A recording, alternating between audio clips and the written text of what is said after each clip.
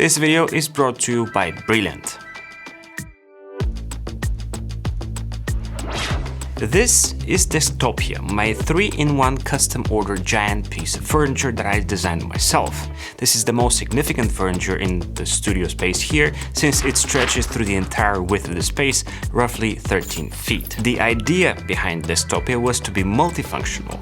It's envisioned to do 3 things exceptionally well, while also looking classy and stylish when on camera.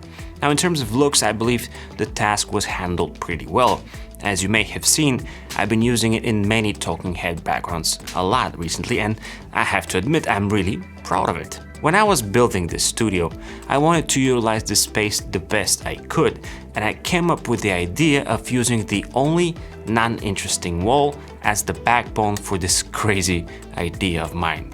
DESKTOPIA was constructed to serve 3 central purposes: a desk, a gigantic storage unit, and a unique top-down set. There was a lot of thought put into this project, and I'm happy that there are numerous clever, some hidden things built in besides just being multifunctional. I'll cover all of them in a bit, but first, let me show you the concept and design behind DESKTOPIA and how the idea was born. There are 2 main drives for each line of work that I encounter. One of them is to try and eliminate or minimize all frictions to a minimum to produce rapid and high quality results, which led me to create my very first dedicated top-down set in the other studio. And second is to create or own things that serve multiple purposes. DESKTOPIA takes all the best from my DIY top-down sets of the past and integrates them into one giant yet elegant piece of furniture. DESKTOPIA is heavily influenced by IKEA's Thisise wardrobe, which I purchased for my other studio a while back.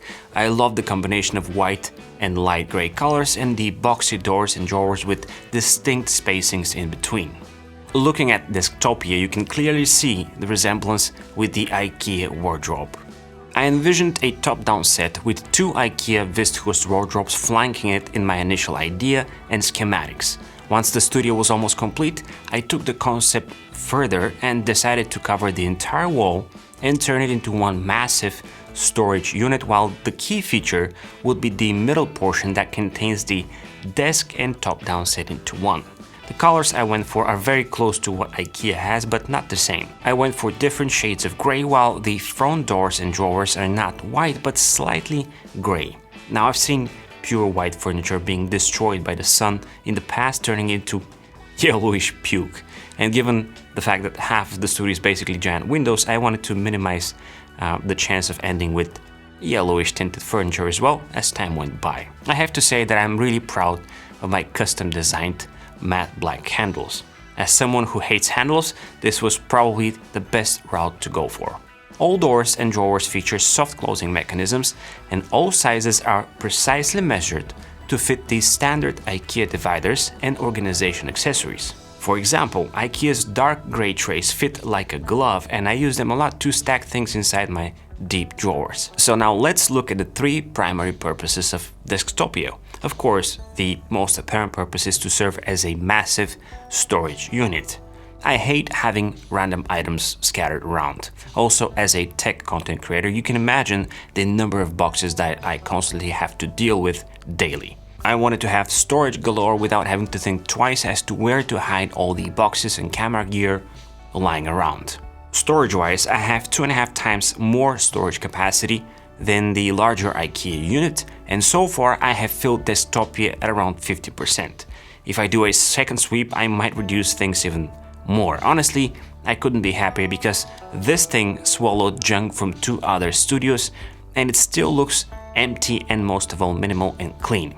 Designing it was really rewarding and required a lot of creativity, but also engineering and mathematics. While figuring out how much bigger DESKTOPIA is, I ventured into Brilliant, the online interactive STEM learning platform. The course of Geometry Fundamentals gave me another perspective in terms of scaling and volume, where giant units like DESKTOPIA can be cut and rearranged into smaller, simpler shapes that are a lot easier to measure. Basically, keep my assumptions simple while using logic and reasoning to set up my calculations. Brilliant has an ever-growing catalog of math, science and computer science courses that help you learn concepts by working through them yourself in visual, hands-on ways.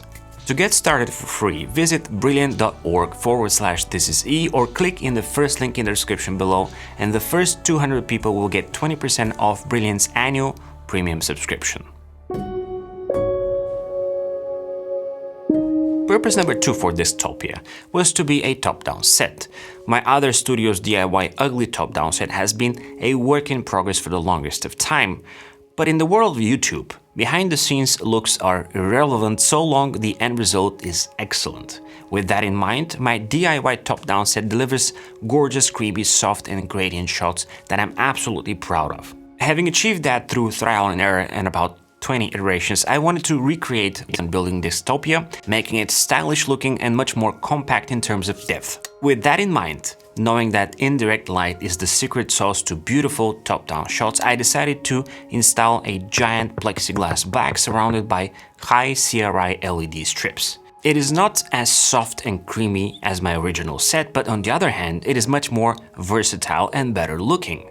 I can also use the plexiglass bag alongside my light tubes to create all sorts of creative shadows and moods where the only limit is my imagination. I can of course use the desk itself for other product angles as well, creating some vivid and blown out background shots that generally take a lot of time and preparation. Talking about a desk, this is the third purpose of DESKTOPIA.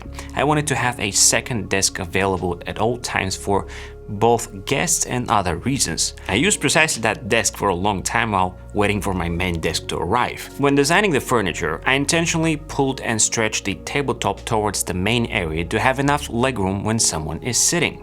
I didn't want anyone to be kicking the bottom storage doors. The tabletop has a surface area of 60 by 30 inches, which is plenty for any work.